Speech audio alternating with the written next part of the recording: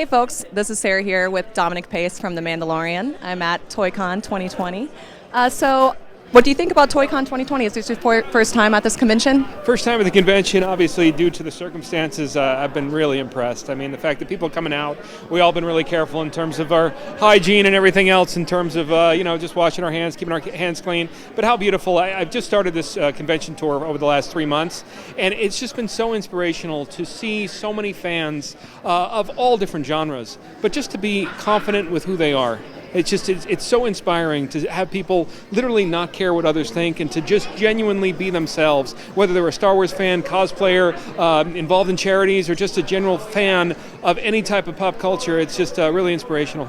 Oh, that's great to hear. Yeah. So how was it to be on the first season of The Mandalorian? And can you give us any spoilers for the second season? Oh, not at all, but dream come true. I've been a lifelong Star Wars fan. This was less of an acting accolade and just more of a dream come true, a fan experience. To be able to be my own one-of-a-kind bounty hunter in the Star Wars universe, to be a member of the Bounty Hunter Guild, not to mention spend a couple weeks next to the legend that is Carl Weathers. It was just beyond words. There is a new Marvel comic book out. It's called Star Wars Bounty Hunters. There is some talk that there might be a little bit of backstory of my character, which will just be a dream come true. Also now with Disney taking over, sometimes they limit some of the extended figures, but there's talk of that as well.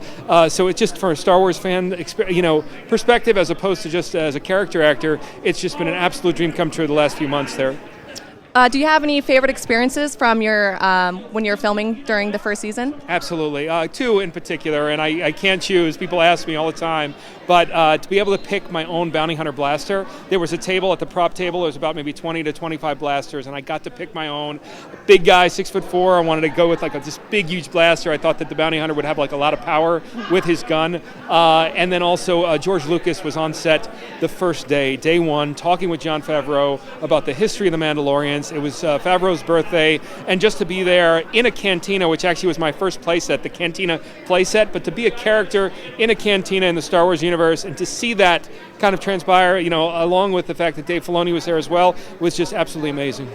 So were you pretty nervous, being that you were a lifelong Star Wars fan, being part of The Mandalorian? I was nervous for a different reason. I was nervous because I wanted to make sure I was established.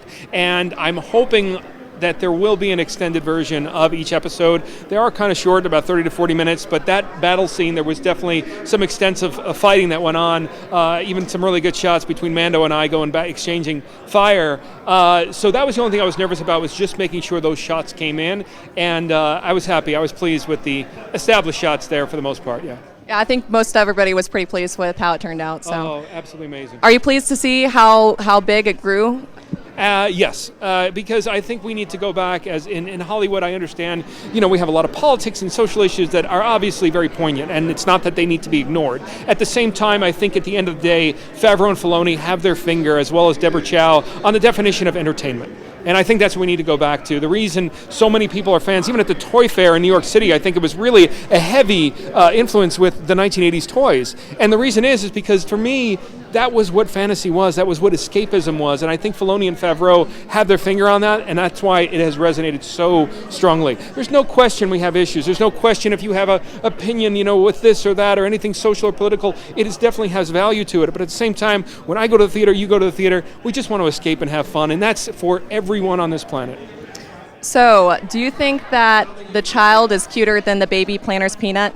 Absolutely, without question. I thought you were going to say Gizmo. Because Gizmo, it might be a little bit more of a battle there between them both. But I'll tell you, if you invest $5 million in a puppet, it's just obviously going to be, I think, edging out a lot of the other characters that are created in such a way as well. Well, great. Well, thank you very much for your time. Absolutely. Thank you.